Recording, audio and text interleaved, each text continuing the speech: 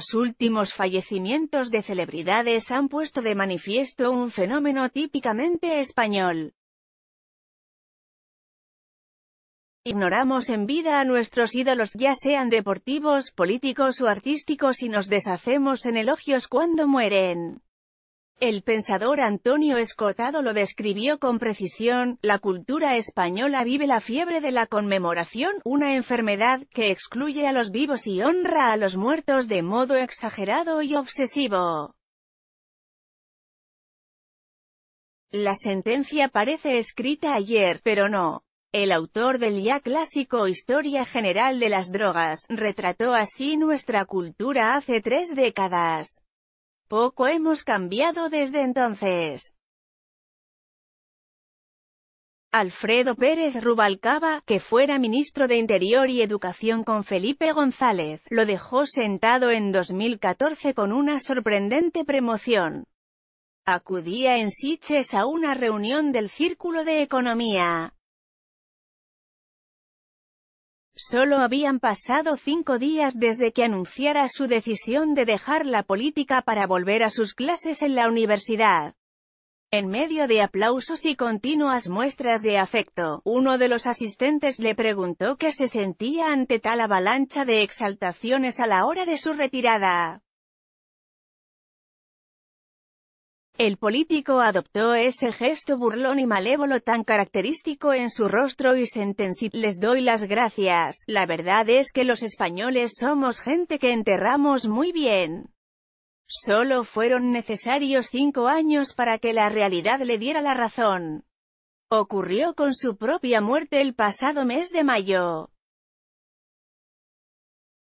Más de 10.000 personas desfilaron por su capilla ardiente instalada en el Salón de los Pasos Perdidos del Congreso.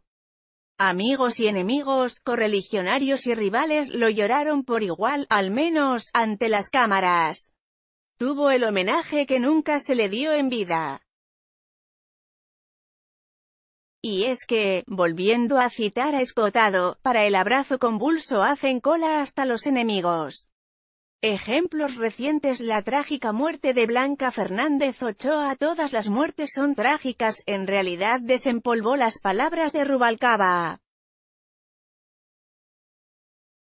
El sábado pasado, en la capilla ardiente en Cercedilla, el periodista deportivo José María García, bien conocido por carecer de pelos en la lengua, lo expresó con crudo realismo: esta mañana ha estado el ministro, la secretaria de Estado, se va a hacer un recinto en Madrid con su nombre. Seguimos igual que hace 100 años, todo cuando mueren. Coño, ¿por qué no lo disfrutan en vida? Hace apenas unos meses, me tropecé con Camilo VI. Entraba con la cara demacrada en el Hospital Puerta de Hierro de Majadahonda. Llamaba la atención porque iba excesivamente abrigado, como era costumbre en él, lo que no impedía reconocerlo. En el largo recorrido por los kilométricos pasillos, nadie le pidió un autógrafo, nadie le saludó, nadie volvió la cabeza a su paso. El domingo pasado, cuando se conoció su muerte en el mismo hospital, súbitamente volvió a ser una celebridad. Todo el mundo aseguraba haber cantado las canciones de uno de los referentes de nuestra cultura, uno de los grandes exponentes de la música española, o uno de los artistas más queridos y universales, por resumirlo con las palabras del presidente del gobierno.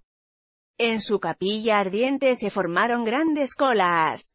Personalidades de los ámbitos más diversos lamentaron su desaparición. Celebrities de todos los pelajes se hicieron selfies ante su féretro.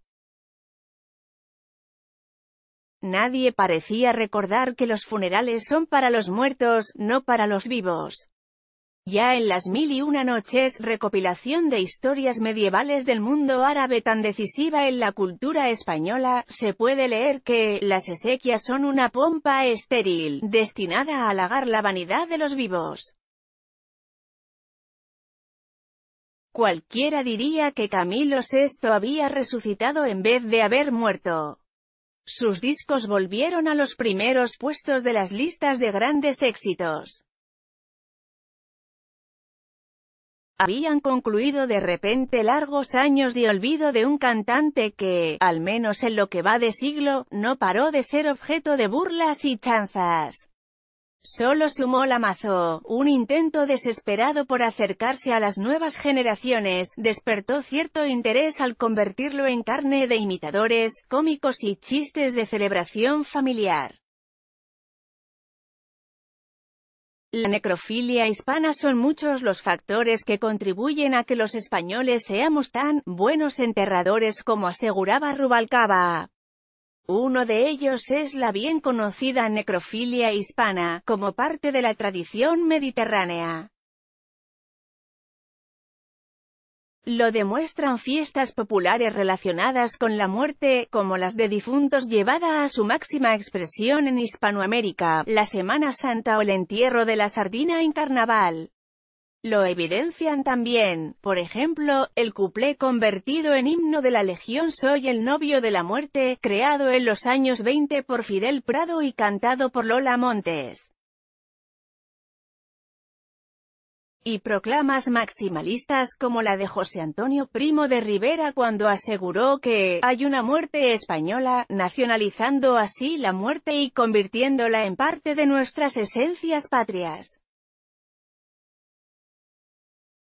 Esa necrofilia unida a otros factores, claro, habría que atribuir la interminable polémica sobre si se han de sacar los restos de Franco del Valle de los Caídos, colosal monumento a la muerte, y donde deben descansar los huesos del dictador.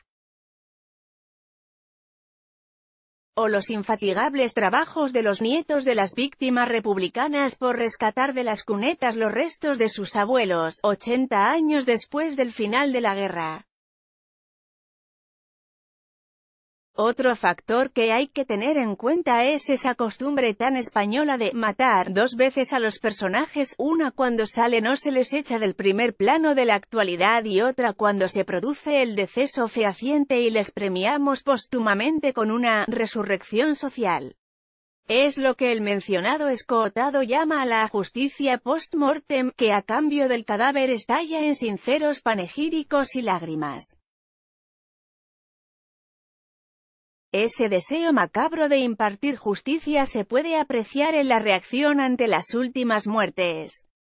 Se colocó en la balanza de Blanca Fernández Ochoa su éxito olímpico frente a sus años de decadencia apareciendo en programas de televisión ínfimos, pero alimenticios.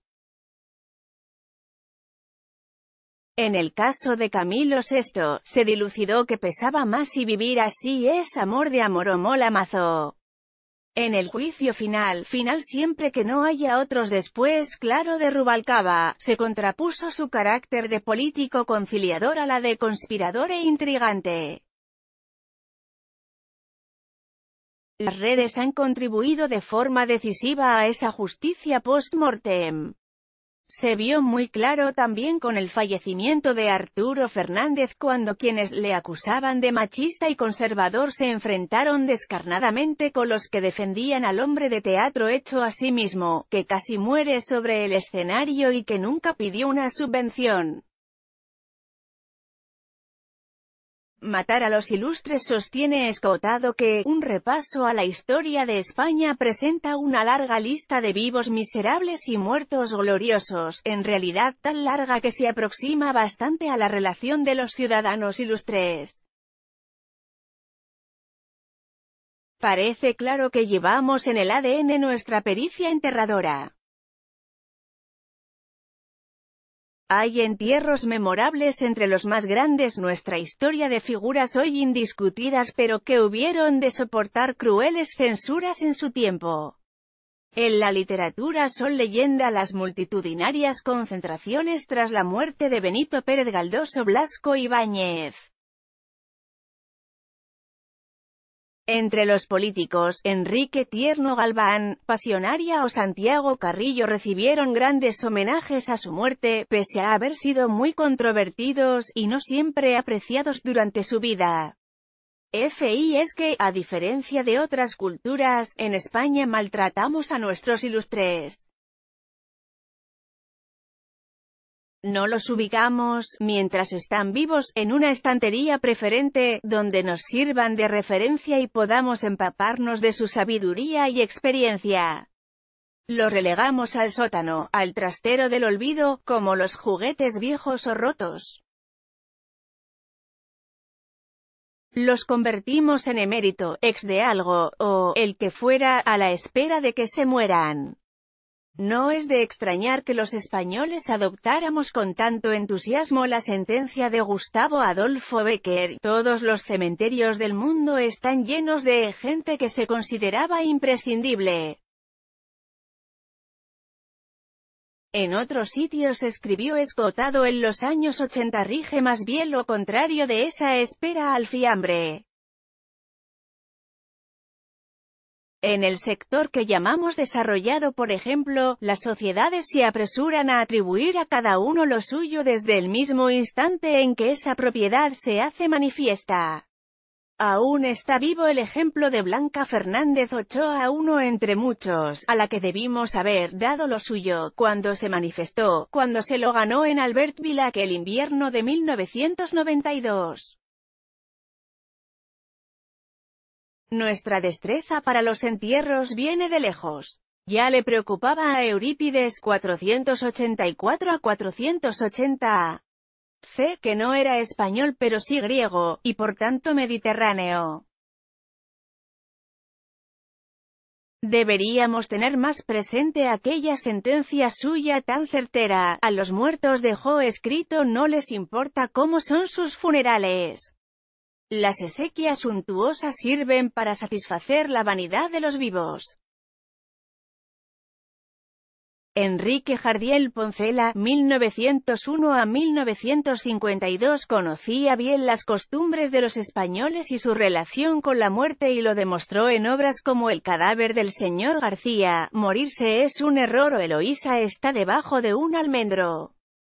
Su epitafio es un aviso a navegantes, a todos aquellos que esperan recuperar el reconocimiento social. Se puede leer en la lápida sobre su tumba en el cementerio sacramental de Santa María en Madrid: si queréis los máximos elogios, moríos.